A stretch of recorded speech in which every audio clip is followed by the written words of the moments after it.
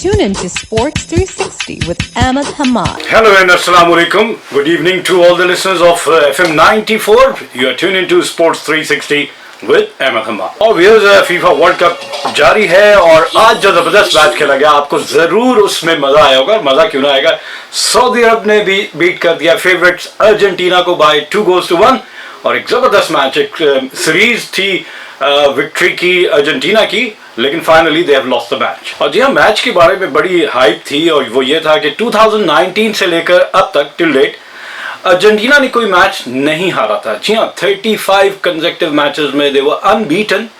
और लेकिन आखिरकार होता ये कि कहीं ना कहीं तो आपको हारना ही होता है। और अगेंस्ट सऊदी अरेबिया, इन दोनों टीमों के दरमियान लास्ट टाइम 2012, जी हाँ 10 साल पहले मैच खेला गया था और वो भी आपको पता है कि 0-0 से विदाउट गोल बीइंग स्कोर्ड ड्रॉ हो गया था।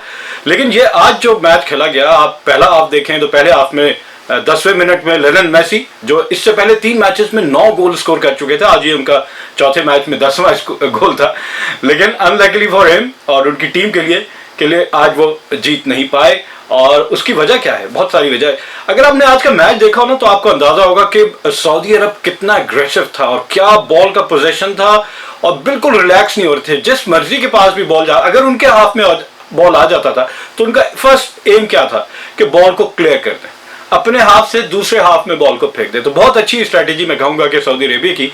और सऊदी अरेबिया जो बात की जाए, पिछले 20 मैचेस के बाद ये पहला मौका है कि सऊदी अरब ने 2 गोल स्कोर किए। तो आप अंदाजा लगा सकते हैं, जहां उसकी टीम गोल ही नहीं कर रही थी और 20 मैचेस के बाद 2 गोल स्कोर करने का उन्होंने एक कारनामा सर अंजाम दिया, वो भी against one of the favourites of the tournament, जी हाँ अर्जेंटीना, जिसके बारे में कहा जा रहा था कि 35 मैचेस में दे वर अनबीटन। और अगर ये राउंड ऑफ 16 में वो मैच कोई नहीं हारते तो एक वर्ल्ड रिकॉर्ड बना सकते हैं, लेकिन ऐसा नहीं हुआ। और फुटबॉल में जनाब पाकिस्तान तो नहीं, लेकिन पाकिस्तान देखने के लिए आपको बहुत मजा आएगा। आज जो क्राउड की जो पार्टिसिपेशन थी और वो लग रहा था कि यार इस तरह का जैसे इंडिया पाकिस्तान का क्रिकेट का मैच होता है, सऊदी अरेबियन क्राउड बहुत पम्प्ड अप थे और जबरदस्त परफॉर्मेंस मैं कहूँगा सऊदी अरब की टीम की।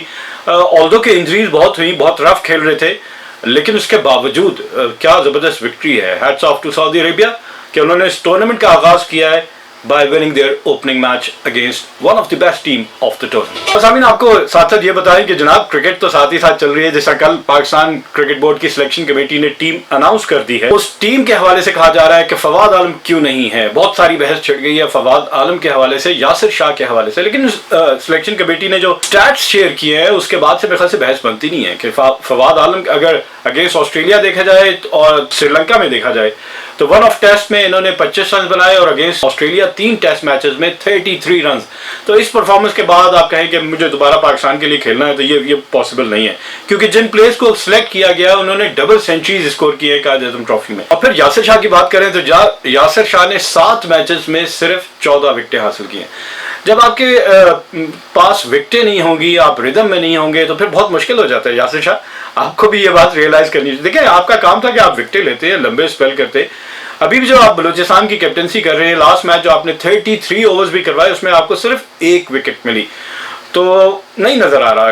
यासिर शाह थोड़ा सा और ज्यादा बॉल करें, या तो ओवर एज हो गए हैं, ओवर वेट हो गए हैं, रिदम नहीं है, नेट में इतने बॉल नहीं किए, मैचेस में इतने बॉल नहीं किए। लेकिन मैचेस में 33 ओवर्स बहुत ज्यादा होते हैं, तो फिर बात समझने वाली है कि आपका टाइम जो है वो अब तकरीबन खत्म हो गया। मिस्ट्री बॉलर, जी हाँ मिस्ट्री बॉलर अब्रार अहमद को सिलेक्ट किया गया है और अब्रार अहमद के हवाले से कहा जाता है कि ही टुक 43 wickets in 6 matches in this Quaid Azam trophy. 6 matches में 43 बहुत ज्यादा विकेटें होती है। और मिस्ट्री बॉलर है जनाब, आपने देखा होगा कि श्रीलंका के महेश टिक्शाना जो मिस्ट्री बॉल करते हैं, कैरम बॉल करते हैं। अफगानिस्तान के मुजीबुर रहमान आप देख लें, वो भी दोनों फिंगर में बॉल को फंसा के बीच वाली फिंगर से उसको बॉल को कैरम बोर्ड की तरह, जैसे आप स्ट्राइकर को हिट करते हैं उस तरह उसको हिट करते हैं, तो बॉल डबल स्पीड पे जाती है, स्किट करके सीधे बैट्समैन लेट हो जाता है, क्योंकि बैट्समैन खेल रहा होता है स्पिन के चक्कर में। और जब आपको स्पिन नहीं मिलेगी और आप right in front of the wicket या तो ट्रैप हो जाते हैं या मिस करेंगे तो आप क्लीन बोल्ड हो जाएंगे। और जी वेलकम बैक, आप प्रोग्राम सुन रहे हैं स्पोर्ट्स 360 विद अहमद हमाद। और जैसा आपको पता है कि आज जो मैच खेला गया बिटवीन इंग्लैंड एंड ऑस्ट्रेलिया, जी हाँ 3-0 व्हाइट वॉश हो गया वनडे सीरीज की। और उसमें ऑस्ट्रेलिया की जबरदस्त परफॉर्मेंस मैं कहूंगा कि ऑस्ट्रेलिया कन्विंसिंगली इंग्लैंड को, और इंग्लैंड फिर नजर आया फाउंड वांटिंग। वजह क्या है कि इंग्लैंड बहुत एग्रेसिव क्रिकेट एक स्टाइल उसने बना लिया T20 की वजह से। T20 ने बहुत सारी टीमों को नुकसान भी दिया, जहाँ फायदे हुए वहाँ नुकसान ज़्यादा है। और नुकसान इसलिए कि अगर आप टेस्ट मैच खेलने यही बैट्समैन जाते हैं, क्योंकि ज़्यादातर प्लेयर जो हैं वो तीनों फॉर्मेट ऑफ क्रिकेट खेल रहे हैं, तो फिर आपको स्विच करना from one format to longer version of game वो बहुत मुश्किल हो जाता है। और अभी हमने देखा कि इंग्लैंड की टीम जो है वो स्ट्रगल कर रही है, क्योंकि इंग्लैंड के प्लेयर ज़्यादा स्ट्रोक्स खेलते हैं और 20 ओवर्स एंड 50 ओवर्स, तो वो 30 ओवर्स एक्स्ट्रा बैटिंग करनी है, तो आपको टेम्परामेंट की जरूरत है। एक कॉलर है इस वक्त हमारे साथ, देखते हैं कौन है। जी हेलो, अस्सलाम वालेकुम। अस्सलाम वालेकुम व रहमतुल्लाहि व बरकातुहू। रोशनियों के शहर कराची से हबीब यूसुफजई मुखातिब हूं।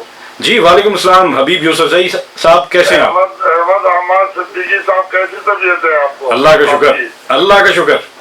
अल्लाह आपको दुनिया आखिरत दोनों जाने की खुशी, तरक्की, कामयाबी, मुसर्रत, राहत, सुकून नसीब फरमाए। जज़ाकल्लाह, बहुत बहुत शुक्रिया। 8 बजे तक होंगे आप? जी जी, 8 बजे तक आपके साथ। अच्छा, ये रात को जो अमेरिका का मैच हुआ था वो कदरे कौन से बल्ब थे, कौन जीता था उनमें? रात को 12 बजे जो मैच हुआ था। अभी आपके साथ शेयर करते हैं। हमारे साथ अली महदी आगे हैं और वो सारे फुटबॉल के स्टैट्स जो हैं वो उनके पास हैं।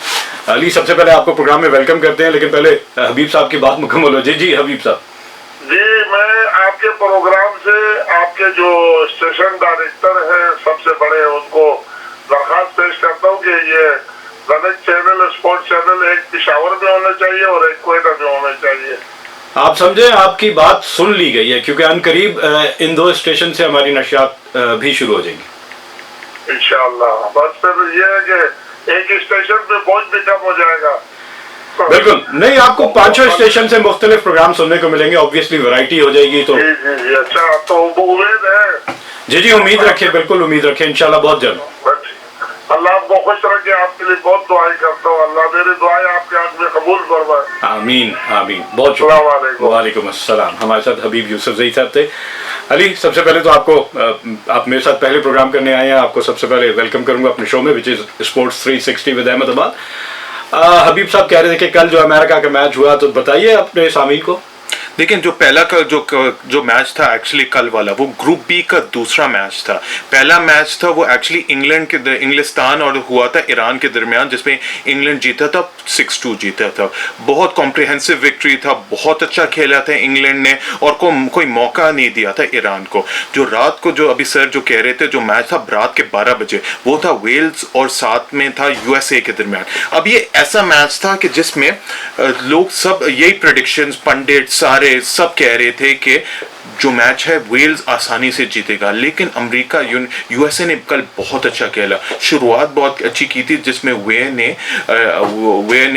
जॉर्ज वे, जो प्रेसिडेंट ऑफ लाइबेरिया, उनके बेटे ने आके अमेरिका के लिए पहले गोल किया, तो बहुत अच्छा फिनिश था। अच्छा, ये आपने इन्फॉर्मेशन अच्छी दी, प्रेसिडेंट ऑफ लाइबेरिया। बिल्कुल, प्रेसिडेंट ऑफ लाइबेरिया जॉर्ज वे, जो 1995 में उन्होंने जीता था world player of the year, बैलन डॉर जीता था, जो पहले प्लेयर थे, और अब तक सिर्फ एक ही प्लेयर दुनिया में। ऑलराइट जी, welcome back to sports 360 with Ahmed Hamad. मेरे साथ मौजूद हैं अली मेहदी, और जहां फुटबॉल का हम जिक्र कर रहे हैं, वहां साथ साथ आपको क्रिकेट जरूर बताएंगे कि आज 3rd and final one day international खेला गया बिटवीन ऑस्ट्रेलिया एंड इंग्लैंड, और ऑस्ट्रेलिया ने डकवर्थ एंड लुइस मेथड के तहत ये मैच 221 रन से जीत लिया। Batting first, Australia scored 355 run for the loss of 5 wickets in their allotted 48 overs, क्योंकि मैच बारिश की वजह से रिड्यूस कर दिया गया था, 50 की जगह 48 ओवर्स। लेकिन क्या जबरदस्त ओपनिंग पार्टनरशिप थी of 269 runs between David Warner and Travis head. Travis Head scored 152 of 130 balls, hitting 16 fours and 4 sixes, while David Warner made 106 of 102 balls with 8 fours and 2 sixes. और रेस्ट ऑफ द बैटिंग देखें तो Mitchell Marsh नीचे आके batting की, उन्होंने 16 बॉलों पे 30 run बनाए, जिसमें 1 चौका और 2 छक्के शामिल थे।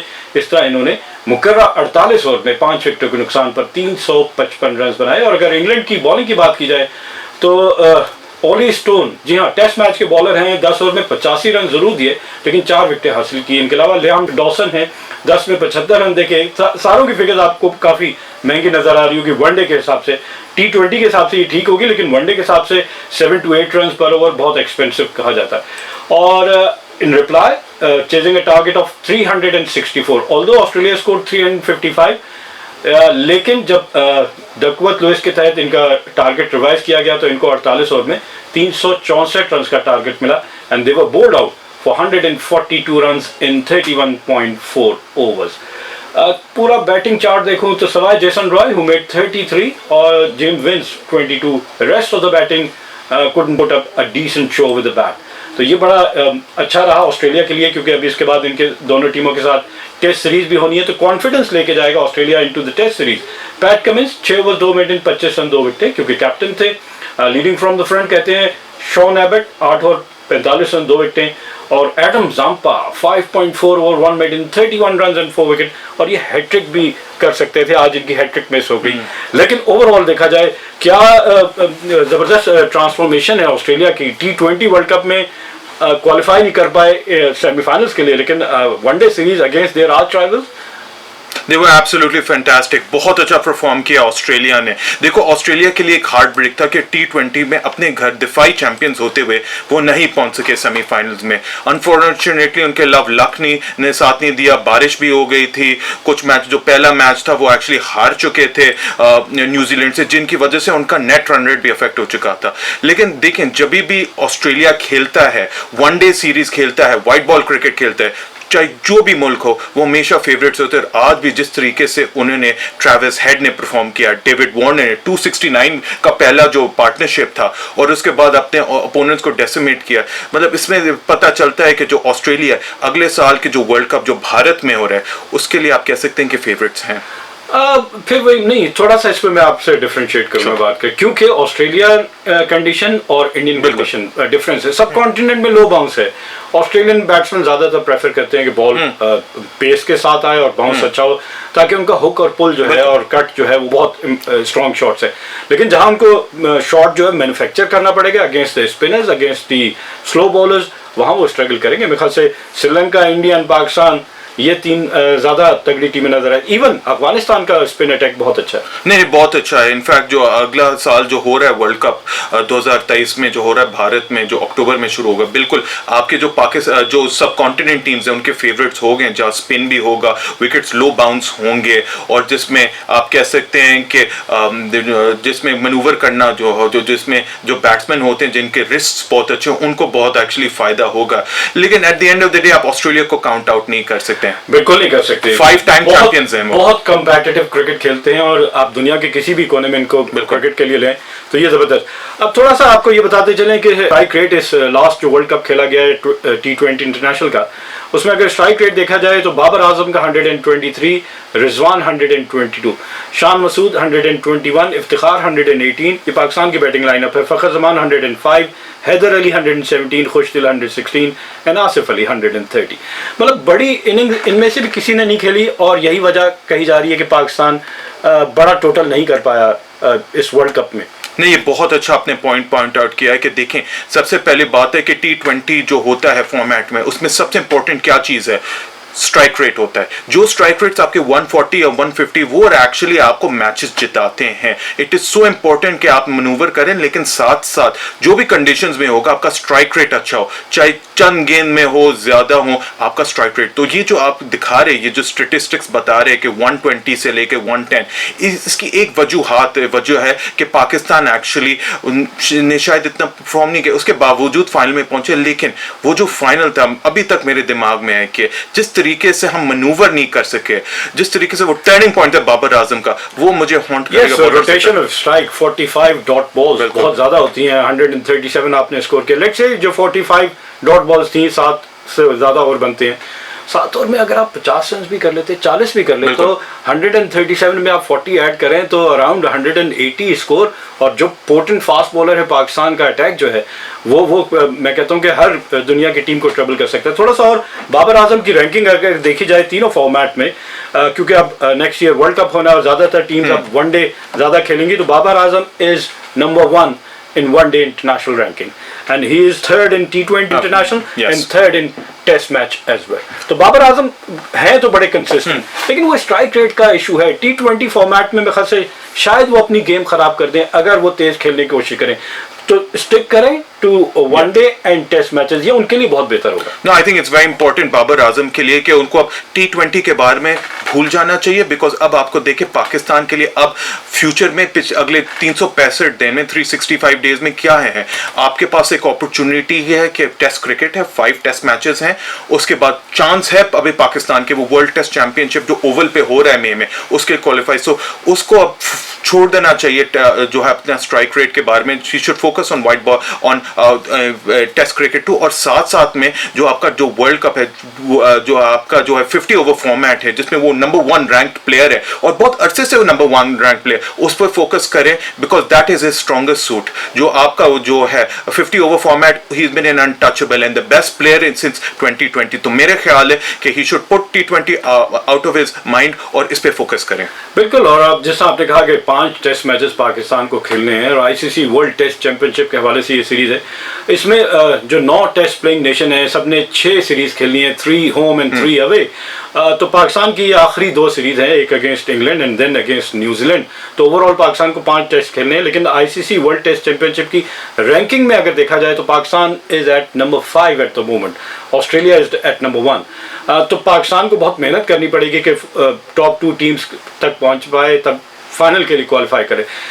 कुछ प्लेयर हैं जिन्होंने बहुत अच्छी अपनी इंप्रूवमेंट की है रैंकिंग की, अगर बात की जाए इस वर्ल्ड कप से पहले नसीम शाह की जो रैंकिंग है मोर देन 100 प्लस थी, और वर्ल्ड कप खत्म होने के बाद अभी जो उनकी लेटेस्ट रैंकिंग है is 30th in the world, तो 70 से ज्यादा रैंकिंग इंप्रूव करना मैं कहता हूँ कि बहुत ज़बरदस्त इनकी परफॉर्मेंस है, और जिसका सबूत इन्होंने दिया अगेंस्ट इंग्लैंड ऑल्सो फाइनल में भी कि क्या ज़बरदस्त बॉलिंग स्पेल था जब जस्ट बटलर भी नहीं खेल पा रहे थे, बेन स्टोक नहीं खेल पा रहे थे, टोटल थोड़ा था शायद इस वजह से, अदरवाइज ब्रिलियंट बॉलिंग नहीं, ब्रिलियंट बॉलिंग और सबसे इम्प्रूव फास्ट बॉलर अगर देखा थे तो वो नसीम शाह है। नसीम शाह जिसको कहा गया जा रहा था कि वो सिर्फ एक टेस्ट बॉल क्रिकेटर है और साथ में सिर्फ उस फॉर्मेट में उसको एक मौका दिया गया। एशिया कप में उन्होंने बहुत अच्छा खेला था सब कॉन्टिनेंट कंडीशन में, जो यूएई में था, और I mean it just shows के 70 रैंकिंग पॉइंट्स, 70 प्लेसेस वो आगे जाते हैं। He is an all format bowler, और साथ में ये है कि मेरा जहां तक ख्याल है कि अभी 5 टेस्ट मैचेस उस पे वो परफॉर्म करेंगे, अच्छा परफॉर्म करेंगे। सीनियर बॉलर है पाकिस्तान के लिए, क्योंकि शाहीन शाह अफरीदी भी नहीं है, Mohammad Abbas is out of the picture, so आपके ट्रम्प कार्ड वो नसीम शाह होगा, हारिस रऊफ, नसीम शाह एंड मोहम्मद वसीम जूनियर, और उनके साथ जो एक नई सेंसेशनल मोहम्मद अली जिनके पास 24 विकेट्स इस सीजन में, लेकिन कहा जाता है कि वो एक होता है ना हॉर्सेस फॉर द कोर्सेज, एक ऐसा बॉलर जो लंबे स्पेल करे, जो एक एंड से रन को भी रोके रखे, तो ये ज़बरदस्त है। और इनकी 5 विकेट हॉल हैं इस 24 विकेटों में, तो मेरे ख्याल से बहुत अच्छा ब्रेव डिसीजन सिलेक्शन कमेटी का कि एक ऐसा पोटेंशियल जब आपको नजर आया, ही हेल फ्रॉम सियालकोट, बिल्कुल, और इन पे नजर आया तो इनको फौरन चांस दिया गया। आई थिंक इसको, बल्कि इनफैक्ट देखें आपने क्या करना है, इंग्लैंड को किस तरह आपने उनको मुश्किल में पहुंचाना है, आपको एक सरप्राइज एलिमेंट देना चाहिए। देखिए ये एक ऐसा बॉलर है जो पिछले 2 सीजन में अबाउट 56 विकेट्स ले चुके हैं, बहुत अच्छा परफॉर्म कर रहे हैं, जिस तरह आपने अभी बताया था 2-5 विकेट हॉल्स इस कायदे आजम ट्रॉफी में वो ले चुके हैं, तो वो सरप्राइज वाला एलिमेंट आपको देना चाहिए इंग्लैंड को, ताकि क्योंकि वो एक ऐसी टीम है इंग्लैंड जो रिसर्च करती है, होमवर्क करती है, वीक पॉइंट्स देखते हैं, और उन्होंने ज्यादा जाहिर है उनको मोहम्मद अली के बारे में पता नहीं होगा इतना, तो आई थिंक ब्रेव डिसीजन है, और अगर आप टेस्ट सीरीज और मैचेस जीतना चाहिए तो आपको ब्रेव डिसीजन लेना पड़ेगा, और एक बहुत अच्छा डिसीजन है सिलेक्शन कमेटी का। राइट अली, एक और T20 इंटरनेशनल, क्योंकि न्यूजीलैंड और इंडिया की 3 T20 मैचेस की सीरीज खेली जा रही है, आज उसका तीसरा और आखिरी मैच था, और ये मैच जो है वो टाई रहा, और उसका बड़ा इंटरेस्टिंग है क्योंकि टाई किस तरह रहा कि New Zealand score 160, in fact they were bold out for 160 in 19.4 overs, और इंडिया को रिवाइज टारगेट जो मिला था वो 76 रन का था, but they could only score 75 for the loss of 4 wickets. इस तरह स्कोर वो लेवल और मैच टाई हो गया। देखें ये जो टाई है ये बहुत कम होता है, लेकिन इट जस्ट शोज सबसे बड़ी बात है कि न्यूजीलैंड के कंडीशन में इंडिया ने कितना अच्छा परफॉर्म किया था, और साथ में 9 ओवर्स में वो कोशिश कर रहे थे कि 76 रन लेना, 75 वो बहुत अच्छी अचीवमेंट थी, और बहुत अच्छा क्लोज गेम था। रेन आउट की गेम की वजह से, बारिश की वजह से वो नहीं हो मतलब पूरा नहीं कंप्लीट हुआ, पहले भी ये सीरीज में नहीं पूरा मैच हो चुका बारिश की वजह से, तो बहुत अच्छा गेम था, रिवेटिंग मैच था। और मैच की डिटेल भी बताएं कि डेविन कॉनवे स्कोर 59, इनके अलावा ग्लेन फिलिप्स ने 54 रन बनाए, ये 2 मेजर इनिंग्स थी, इस तरह they score 160, and in reply Indian score जो 75 था, आपके इनिंग्स नज़र आ रही हैं। 10 रन बनाए हैं ईशान किशन ने, 11 ऋषभ पंत ने और 13 सूर्या कुमार यादव, जबकि 30 Hardik Pandya is also the captain, कप्तान है। जी हाँ, 18 गेंदों पे 3 चौके और 1 छक्का लगाया, लेकिन फिनिश नहीं कर पाए, 75 रन बना सके। सिर्फ 1 रन से मैच जो है वो टाई हो गया। ने 1 रन से टाई हो गया और बड़ी कोशिश की थी। और देखिए हर इंडिया में ये बात है कि वो अपने यंगस्टर्स को अपॉर्चुनिटीज दे रहे हैं। शरियास आयर वापस आ गया, ईशान किशन एक और है जो वापस आ गया, तो वो अपनी टैलेंट जो कन्वेयर बेल्ट है उनको पूरा मौका दे रहे हैं। And on this note, we come to the end of our show. Till the next program, it's goodbye from Sports 360. Keep on watching Sports 360 with Ahmed Hamad for latest news, views, and interviews of sports personalities from around the world.